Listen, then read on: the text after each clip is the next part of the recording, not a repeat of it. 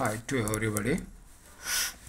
మన ఛానల్లో సబ్స్క్రైబ్ చేసుకున్న వాళ్ళు చూడండి. మోన్స్ technical education along with the academic qualifications. ఈరోజు మనం వేద సాహిత్యం అనే అంశాన్ని తీసుకుందాం. వేద సాహిత్యం.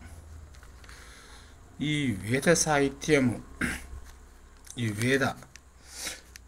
వేద సాహిత్యం ఎప్పుడు వచ్చింది మన ఇండియన్ హిస్టరీలో అంటే సింధు నాగరికత తర్వాత, సింధు ఆర్యుల నాగరికత తర్వాత ఈ వేద సాహిత్యం అనేది మొదలైంది. ఈ వేద సాహిత్యం అనేది వేదం అనే పదము మనకు విద్య, మన ఎడ్యుకేషన్, విద్య అంటాం కదా, ఆ విద్య అదే పదము విద్ అనే సంస్కృత పదం నుంచి వచ్చింది. ఇది విద్ అనే సంస్కృత పదం నుంచి ఉద్భవించింది. దీన్ని విద్ అనగా దీని అర్థం ఏంటంటే అంటే మనం విద్య నేర్చుకుంటున్నాం అంటే జ్ఞానాన్ని సమపార్చుకుంటూ ఉంటాం. దీనికి జ్ఞానం అనే అర్థం దీనికి. మనం వేద సాహిత్యం గురించి మాట్లాడుకుంటున్నాం కాబట్టి దీంట్లో అని అర్థంగా భావించుకోవచ్చు. ఈ వేద సాహిత్యంలో విద్ అనే పదము నుండి ఈ వేద సాహిత్యము అనే వర్డ్ వచ్చింది. అది విద్ అనే అర్థము జట్ట ఏముండదు,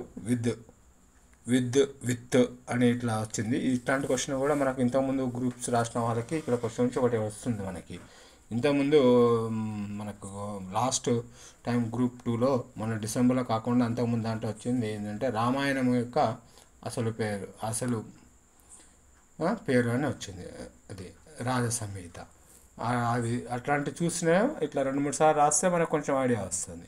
తర్వాత ఈరోజు మనం విద్య అనే పదం ఇది వేద సాహిత్యం గురించి మాట్లాడుకుంటాం. సరే, ఇప్పుడు వేదాలు ఎన్ని? 4 మనకు తెలిసిందే కదా. 4 కంటే ముందు సింగిల్గా ఇంకేమున్నాయి కదా. వేదాల కంటే ముందు ఏముంది కదా. వేదాల కంటే ముందు మనం ఇతిహాసాలు సింగిల్ డిజిట్స్ తీసుకుందాం. సింగిల్ డిజిట్లో ఇతిహాసాలు ఈ 2 ఇతిహాసాలు 2 ఏంటి ఇతిహాసాలు? రామాయణము, మహాభారతం. ఈ రెండింటిని ఇతిహాసాలు అని చెప్తారు. తర్వాత వేదాలు. ఈ వేదాలు 4 కదా. అది అట్లే విధంగా ఈ ఉపవేదాలు కూడా 4. తర్వాత వేద అంగాలు అంటాము. అంగాలు అంటే 6 తీసుకోవాలి. అంగాలు 6. తర్వాత బ్రహ్మాండాలు అనేటివి వర్డ్ ఉంది. బ్రహ్మాండాలు కూడా 7.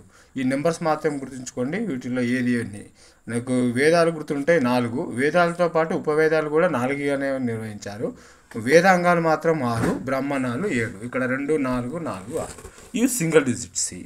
తర్వాత ఇంకా పురాణాలకు వస్తే అండపురాణం, బ్రహ్మాండ పురాణం, మొదటి పురాణం ఏది, చివరి పురాణం ఏది. మనము ఈ శాతవాహనుల కాలంలో మనకు తెలుగు అనే వాళ్ళు ఎక్కడి నుంచి వచ్చింది అనే అంశంలో మనకు ఏ ముండకోపనిషత్తు అవి ఉన్నాయి కదా. దాంట్లోకి బ్రహ్మాండ పురాణము, అండ పురాణం మొదటిది, బ్రహ్మాండ పురాణం చివరిదిగా చెప్తాము. తర్వాత ఉపనిషత్తులు. ఈ ఉపనిషత్తులు అన్నీ 118 అంటే 18 మధ్య 0 పెడితే ఉపనిషత్తులు వస్తాయి. వీటి యొక్క నెంబరింగ్. తర్వాత వీటి యొక్క నెంబరింగ్ పూర్తి అయిపోయింది కదా. ఈ విషయానికి వచ్చిన తర్వాత మనకు వేదాలకు వెళ్ళిపోదామా, లేకపోతే ఈ రామాయణ మహాభారతానికి వెళ్ళిపోదాము. రామాయణ మహాభారతానికి వెళ్ళిపోతే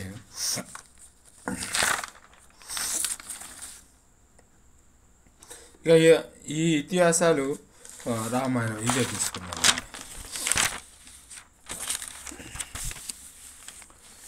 ఇతిహాసాలు 2 అనుకున్నాం కదా. అవి ఏవి ఇతిహాసాలు అంటే ఏం చెప్తాం? రామాయణము, మహాభారతం అని చెప్తాం. అవేవి? రామాయణము అండ్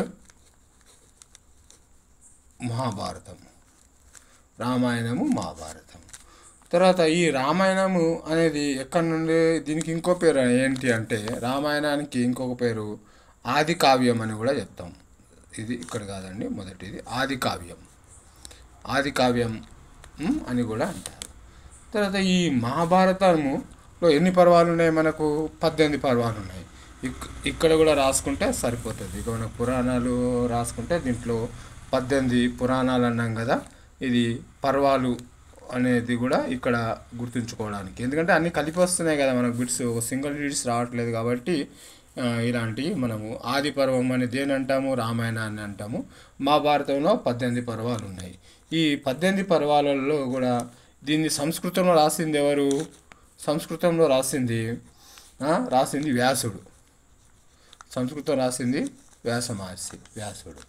తర్వాత దీని యొక్క ఇది ఇంతకుముందు మహాభారతం యొక్క అసలు పేరు అని అడిగినాడు. ఇప్పుడు ఇంతకుముందు డిఎస్సిలో నేను రాసినప్పుడు కూడా వచ్చింది. ఆ రోజు నేను ఇంటికి వచ్చిన తర్వాత వెతికితే కూడా దొరకలేదు. అది ఇప్పుడు దొరుకుతుందంటే 10 సంవత్సరాల తర్వాత. దీన్ని జయ సంహిత అని ఓల్డ్ ప్రీవియస్ పేపర్ చూడండి. జయ సంహిత అంటే మహాభారతం యొక్క అసలు పేరు జయ సంహిత. ఇది అసలు రాసింది. తర్వాత ఈ మహాభారతాన్ని మనం చార్లెస్ వెలెస్కే చేత ఈ సంస్కృతం నుండి ఇంగ్లీష్లోకి అనువదించబడింది. ఎందుకంటే మనకు నిన్న భగవద్గీతకి ఒక ఇంపార్టెన్స్ ఇచ్చినారు నిన్న మనం అప్డేట్లో. దాని ఆధారంగా దీన్ని బ్యాక్ వెళ్ళడం జరిగింది. నేను దీనికి చార్లెస్ వెలెస్కిస్ ఇది సంస్కృతం నుండి దీన్ని దేంట్లోకి మార్చుకున్నాడు ఆయన? ఇంగ్లీష్లకు అనువదించిన మొట్టమొదటి గ్రంథము భగవద్గీత. అర్థమైందా? ఏది నాకు ఆ మొట్టమొదటి ఈ సంస్కృతం నుండి ఇంగ్లీష్లోనికి మార్చింది ఈ నోట్గా తీసుకోవచ్చు మనం. అంటే ఇంగ్లీష్ నుంచి సంస్కృతం నుండి ఇంగ్లీష్లోనికి మార్చారు.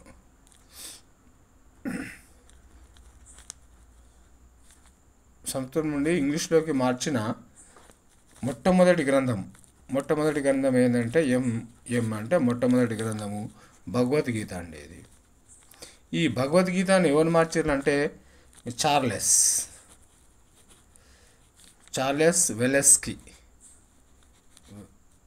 వెలెక్సిన్ చే ఇది ఈయన ఇంగ్లీష్లో మార్చుకున్నాడు దీన్ని భగవద్గీతని. ఇక్కడ భగవద్గీత అనే అంశం వేరే వచ్చింది చూడండి. ఇది దీని సారాంశం. తర్వాత ఇంకోటి ఈ భగవద్గీత అనేది ఇది మహాభారతంలో భీష్మపర్వంలోని భాగం. ఇది భగవద్గీత దేంట్లో భాగం? ఇది భీష్మపర్వంలోని భాగము. భగవద్గీత గురించి చెప్పినప్పుడు ఈ భగవద్గీత అనేది దేంట్లోది? భీష్మపర్వం, మహాభారతంలోని భీష్మపర్వంలోనిది. ఇది మహాభారతం అనేది ఇతిహాసం కాబట్టి ఇతిహాసం గురించి మనం ఈ వివరించుకునే విషయంలో మనము ఈ మహాభారతంలోనిది దేని పర్వంలోనిది? ఇది భీష్మ పర్వంలోనిది. ఇది భీష్మ పర్వంలోని భాగం. మరి ఈ భగవద్గీత ఎవరు చెప్పారో మనకు అందరికీ తెలిసింది. ఇది అంటే ఈ శ్రీకృష్ణుడు ఈ భగవద్గీతను ఏం చేశాడు? శ్రీకృష్ణుడు ఎవరికి? అర్జునునికి ఉపదేశించాడు. ఇదొకటి. ఈ భగవద్గీతను పర్షియన్ భాషలో తర్జుమా చేసారు కూడా. దీన్ని ఇంకా భగవద్గీతను ఇంకేం చేసినారు? ఇంగ్లీష్లోనే కాకుండా భగవద్గీతను ఈ భగవద్గీత ఊరికే రాయడం వస్తుంది. భగవద్గీతను ఏం భాష? పర్షియన్ భాషలో కూడా మార్చినారు. పర్షియన్ భాషలో అంటే అంత ఇంపార్టెన్స్ ఉండేది, మనం పట్టించుకోమని చదవం. కానీ పర్షియన్ భాషలో రాసిన వారు ఎవరు? దారా షుకో. ఎవరి పేరైనా దారా షుకో. అదేవిధంగా ఇంగ్లీష్లోకి మార్చిందేమో చార్లెస్ వెలెస్కిస్ అంటేనేమో భగవద్గీతను ఇంగ్లీష్లోని మార్పించుకొని చదువుకున్నారు. అయితే ఇది భీష్మ పర్వం నుండి తీసుకోబడింది. కాబట్టి ఇది ఇతిహాసాల్లో మహాభారతంలో భగవద్గీత యొక్క అంశాలు. అర్థమైందా? ఇది ఇతిహాస గురించి మొదటి పార్ట్ను మనము కొంచెం వరకు నాకు తెలిసినంత వరకు పూర్తి చేస్తున్నాను. ఇంకా మీకు తెలిసిన నోట్స్ దాంట్లో యాడ్ చేసుకోండి.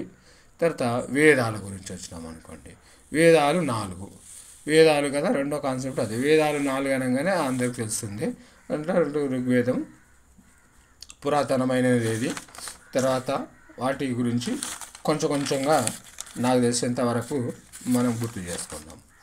తర్వాత వేద సాహిత్యం అనేది విద్ అనే సంస్కృత పదం నుండి వచ్చిందని అనుకున్నాము. విద్య అంటే జ్ఞానము, అది ఉద్యోగం సంపాదించింది కాదు. అది జ్ఞానం గురించి మనం విద్యను అభ్యసిస్తాం కాబట్టి మనం ఎడ్యుకేషన్ డిపార్ట్మెంట్ కాబట్టి టీచర్స్ కాబట్టి ఇట్లా గుర్తుపెట్టుకోండి. ఇక ఋగ్వేదం విషయానికి వస్తే తొలి గ్రంథం ఏదంటే ఋగ్వేదమే అని చెప్తామండి. తొలి గ్రంథం ఏదంటే ఋగ్వేదమే అని చెప్పాలి. తర్వాత ఈ ఋగ్వేదము ఎన్ని శ్లోకాలతో నిండి ఉంది? ఋగ్వేదము ఎన్ని శ్లోకాలతో నిండి ఉంది?